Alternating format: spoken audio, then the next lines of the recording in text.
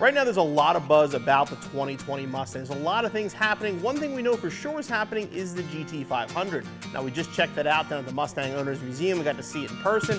It's a beautiful car. We know it's a DCT transmission. We know it's that supercharged 5.2. We don't know the horsepower yet. We don't know the price, but it's going to be a monster when it comes out. We also know Ford is working on an electric Mustang. Now, it could be all electric, could be a hybrid. They haven't said for 100% sure, but they definitely know something's working on that, so there will be a new Mustang available. Now, what does that leave? The EcoBoost. Now, for 2020, Ford did not forget about the EcoBoost Mustang. They actually have an entirely new package called the High Performance Package. It's going to include the engine out of the RS. Now, the RS still uses a 2.3, but it's a lot different than the standard engine, so let's take a look at the RS engine. We'll tell you what the differences are.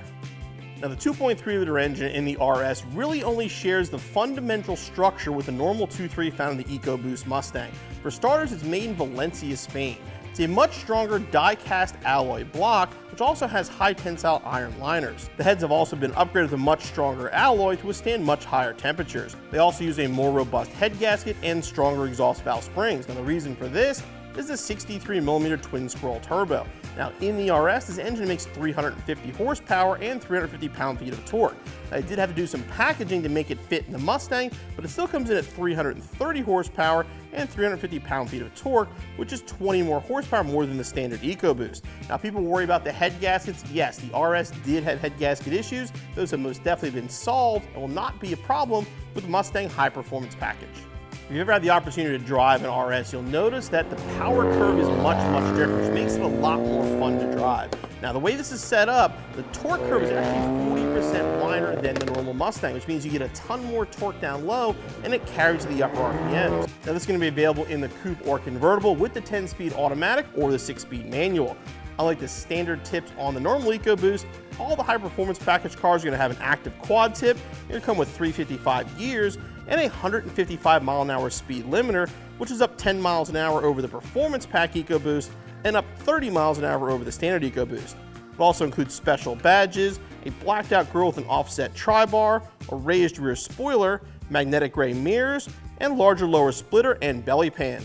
Under the hood, you'll have a heavier-duty strut brace and larger sway bars with a 1.3-inch solid front bar and a 0.9 tubular rear bar. They also steal the brakes from the Mustang GT, so you have the 13.9-inch rotors in the front with 4-piston calipers, all wrapped with special 19.9-inch wheels and all new calibrations for your steering, braking, and stability. Now, the high performance package that Ford's going to offer in the 2020 EcoBoost is the highest performing EcoBoost they have offered. And Ford's taking those cars seriously. They're actually even putting chassis numbers on the dash, just like the GT350s. Now, if all that performance isn't enough, you can add the EcoBoost handling pack. Now, it's only available on coupes. You can't have it on a convertible, but the handling packs can upgrade you to Magna Ride. It's going to give you a solid rear sway bar. Give you 19.9.5-inch wheels all the way around with super sticky Pirelli P0 Corsa 4 tires. It's also going to give you a torsion differential. It's going to really take this car, all the power you're getting, allow you to put it to the ground even better. We recently had the opportunity to sit down with John Clore from Ford Performance. We actually talked about the high performance package. One of my questions was, why wasn't it called the Mustang ST? It seems like it'd be a perfect choice. He actually agreed and said a lot of engineers at Ford wanted to call it the ST. We'll talk someday about all the cool names we had for it. We couldn't get them on I've heard a few. But it is technically called the EcoBoost 2.3-liter High Performance. High Performance, okay. So it's a real catchy name.